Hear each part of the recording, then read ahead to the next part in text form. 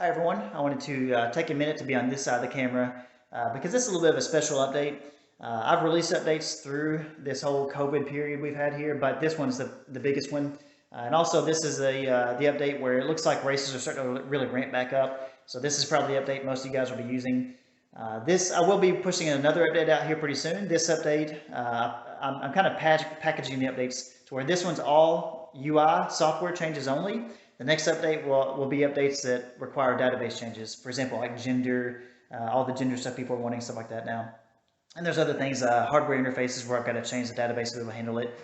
So all that's going to be in the next update. But this update is version 5.4.5. And it's 4th of July, so I'll say happy 4th of July, even though I won't release this update till tomorrow. So you'll be watching this video tomorrow probably. There's over 500 race timers using the system in over about 49 countries. And so even though I really test the software well, I don't release an update until I know it's rock solid. I don't want to give you guys a headache, and I don't want to give myself a headache by pushing an update out that's not perfect. But this has been in the hands of beta testers for weeks, and I personally ran through it like crazy, of course. But I'm going to go ahead and push it to tomorrow. I don't want someone having a race tomorrow morning, and downloading the update tonight and maybe being thrown for a loop if there's something different on the UI. So, anyways, you'll be watching this tomorrow, hopefully. But anyways, I will say that I hope in the last year you've been able to stay healthy. I'm standing in front of these photos here because I know that a pandemic's not a good thing, but I'm hoping that you're able to spend a lot more time with your family, like I've been able to. And you'll see that those are wrapped in saran wrap, kind of around the edges there.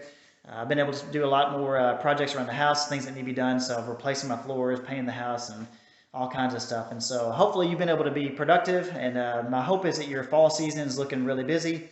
I know our 2019 fall season is we're going to have just as many races this fall season. So in our 2022 calendar, I think we've got one weekend where we've got 6 races already in the same weekend. So things are really ramping up, and I hope that's I hope that's what you want, and I hope that that's what you're getting. So, anyways, hope you enjoy version 5.4.5. Let's go ahead and dig into the computer and take a look at it.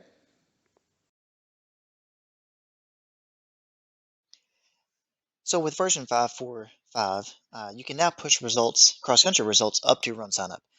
You've always been able to push road race results, overall results, stuff like that, division results, all that stuff up. But in the past, if you wanted, for example, coaches with their phone or whatever checking results you only had one option, which is error live results. Obviously, with COVID, you didn't want to really print results and have everyone gather around that. So using error live results was really popular last year. The problem with it is because it costs me so much to host it, usually a few $100s a month, um, then I have to turn right around and require a yearly fee for the more people that use it, the more it costs. And so I wanted to add another option here. And so now with this version, you can post results to RunSignUp, which is free to do. And in fact, they make just about all their tools free. And so even if the race was not on RunSignUp, if it's cross country, usually it's not. Usually it came from athletic.net or who knows where the meet was set up at. But you can create the meet manually or pulling it in or whatever. But once you have it in here, you can turn right around and push it up to RunSignUp. There'll be a green plus button here, just like there is down here, where you can push the event or events up to RunSignUp. And again, that's free to do. And then once you've done that, you can turn around and time the race like normal. And unlike Arrow, which is, all you got to do is have Wi-Fi and it's all automatic. All the times of the finishers are up there within a couple of seconds of them finishing. Well, with RunSignUp right currently, you have to manually push the results up. So maybe you want to do that between the events or every 10 minutes or whatever you decide. Me personally, I just do it between the events. When I feel comfortable those results are perfectly good to be up on the web, then I'll simply manually push them up there. So let's go ahead and do a quick test race. So let me make the time look a little more realistic. So say about 15 minutes is fine. And I've got all the teams. Unfortunately, I grouped them by bid number. So let me go ahead and just put random numbers in. So I'll do 1, 11, 21, 26, 2, 12, 22, 3, 13, 20, 23, 4, 5, 6, and then say 10, 19. All right, we'll do one more, say number 25. So we're going to have some incomplete teams in here. That's fine. That's the way real life is anyway. Let's go ahead and publish the results now. At any point during the race, you can press the F9 key on your keyboard, or you can come in here and click this link right here. So when I click on it, it will push the results up to RunSignUp. So let's go ahead and look at what that looks like. And so here, I can click on results, and it will load 2 tabs here, individual results. So this is all the team's participants, all the individual runners, and then you click on team results, and it will have every team listed with their clock time, all the stuff that you would like to show off to the coaches. Now, obviously, these are pretty quick times because I was putting in some dummy information here, but you see the layout. So really, score the winner here. In fact, it's got place number 1. See, incomplete all the way. Place number 1. The only team I had enough finishers is this one here. So in fact, let me go ahead and show you one more thing. Let's pretend like we keep timing. If you want to clear the results on RunSignUp, you can do that by clicking clear, and now those results are gone. So let's put in enough finishers to have complete teams. So let's say 7, 14. Because I think what I did earlier was just put in just 5 or 6, except for ASU. So let me go ahead and fill these teams in. 17, 18, 20, 24, and 26. All right, so now let me republish. All right, hopefully that did it.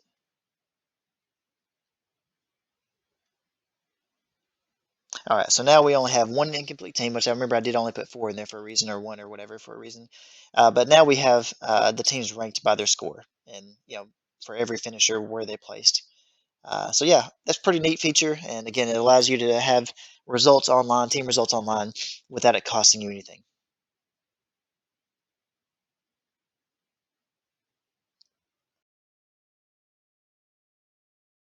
The new public display screen is accessed the same way as the old one. Right here in the TV tab, you'll click on Show Public Display.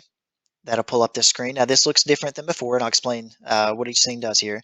But the general idea here is that you would drag this onto an external monitor, double click on the Windows frame, and it'll dock it full screen. Again, it's for the public to see. Now, some people use it just maybe during a chip start so that they get a live view of every chip crossing. And that still works the same way as before. So you can see how long it's been since the last finisher or last person started. And that way, if you had a race where you had to have a minimum distance between finishers or waves, and it gives you that information. But let me go and explain what's different on this screen. So the first thing you'll notice is that there's a list view in the bottom. This list view only appears whenever you have more than one finisher coming across at a time, and when it's got more than one person's information to display. And so, but I go ahead and show it here, even though right before the race started, so that you can go ahead and specify any of this information if you wanted to. You don't have to wait till after you've got finishers to try to make it look right. So what you could do is you can say, well, maybe this is a small race, and I'm going to have very few occurrences where I'm going to have 3 or 4 people within a 7-second period. And so if that's the case, maybe you want to make every name bigger. You see how as I make this bigger or smaller, the rows down here, if you can see it in the video, the dark gray rows grow and shrink. And so that represents, hey, these names are going to be bigger. And so maybe out to here, maybe I can only show 4 or 5 names at one time. So this looks like maybe 3 or 4 with that size. Now, of course, I can drag this up, show however many I want. And so that's what this does, is how big are the rows when you have more than one finisher. So if it's a really large race, you may want to make it to where it's really small rows to show as many people as possible. And you can drag this up bigger or smaller. So you can either drag there, or you can use this little slider bar here. And then now these settings stay. Once you set it like this, it'll stay that way from now on. Now for today's demo, we're going to go and bump this up from 7 to like 30 seconds or maybe 20, so we can play with it a little bit. Now let's say you also didn't want to show one of these columns. Let's say that you don't want to show the sex, age, and athlete type. You can just make that extra small and then drag the name over, or any column, make it bigger. And then now if you dock it full screen, it'll stay that percentage there. Okay, so let's go ahead and do a quick run through. Now, I will say that the rest of these controls, like for example, I can type in the name of the race and that'll take up the full screen. All this works the same before. I can set the fore color, back color, clock color, everything. So if you've got special theme races, you can do different colors, you can still do all that stuff. All right, let's go ahead and dig into how it works when you're actually timing a race.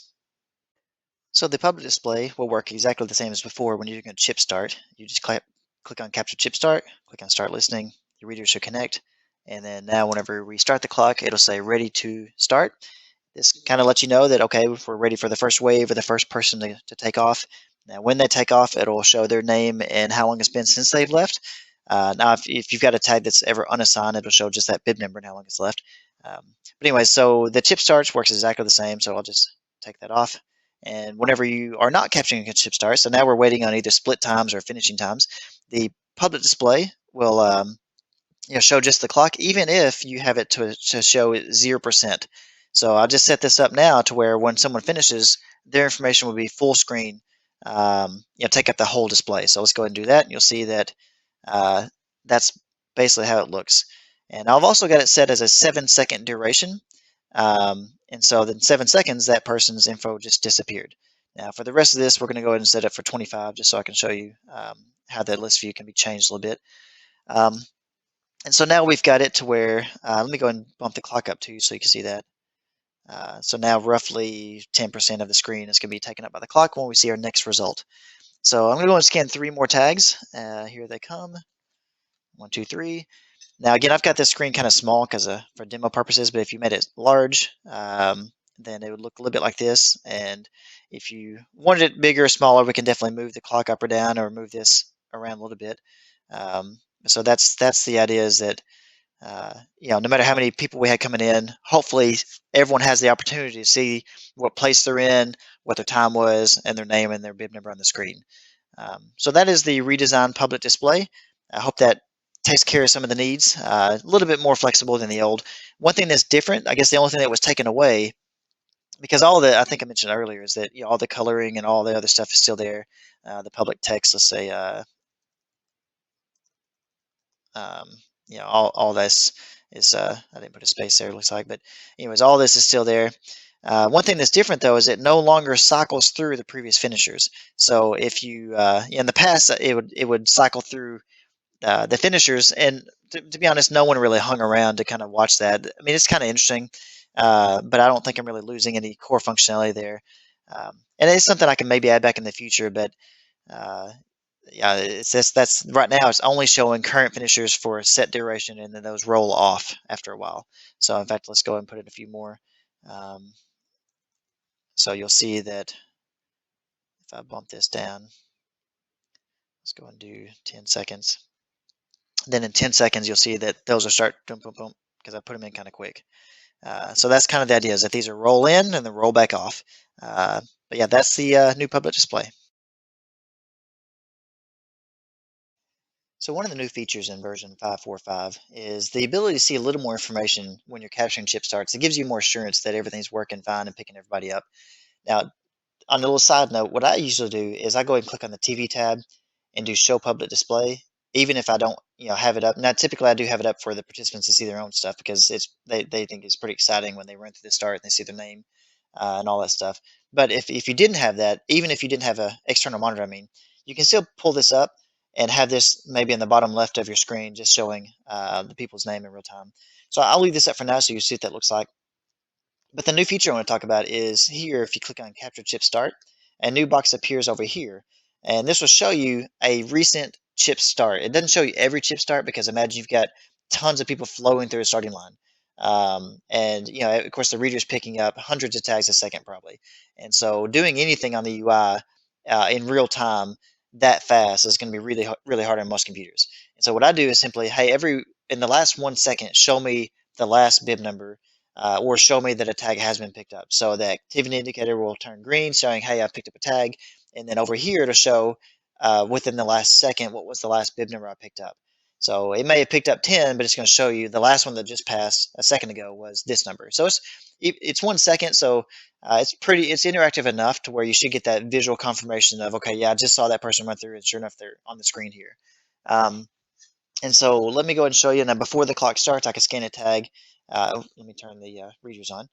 So start listening, you should see connected, and the activity indicator shows up here.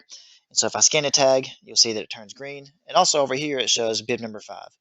So on the public display, it's going to show all zeros until the clock has started. So this gives you a little more clue.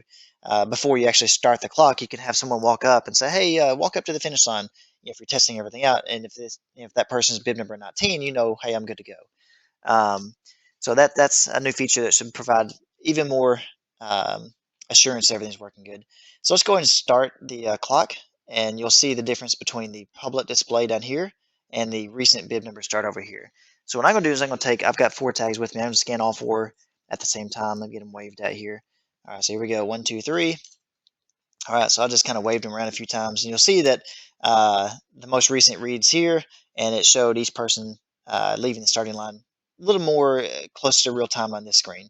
But again, this one here shows enough to give you assurance everything's picking up fine. Now, when you're doing a chip start, by the way, you can always click over here to the athlete tab, and every 15 seconds, this list is refreshing. Again, I don't want to do it in real time because I mean that much updating and updating the UI would just hammer a computer. But every 15 seconds, this refreshes. And so you can always check this too. Um, all right, so back on the readers tab, let me scan them again just so you can see. I'm going to keep waving them around so you can see kind of the difference between the public display at the bottom and the recent starts there in the top right. So this is a new feature. Again, just gives you that assurance that it's picking everyone up just fine.